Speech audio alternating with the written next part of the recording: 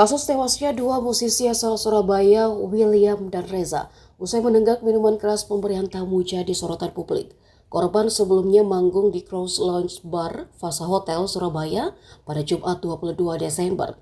Di sela-sela manggung, dua korban dan rekannya menenggak minuman alkohol yang diduga pemberian tamu. Usai selesai manggung, mereka meninggalkan lokasi.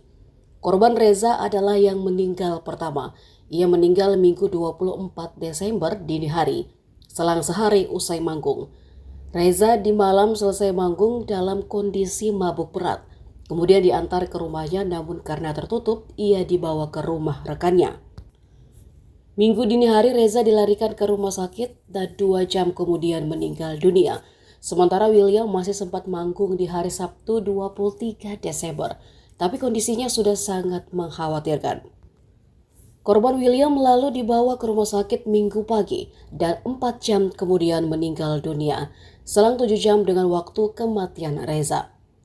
Kabar terbaru rekan kedua korban, Indra Purnomo, juga meninggal dunia Selasa 26 Desember 2023.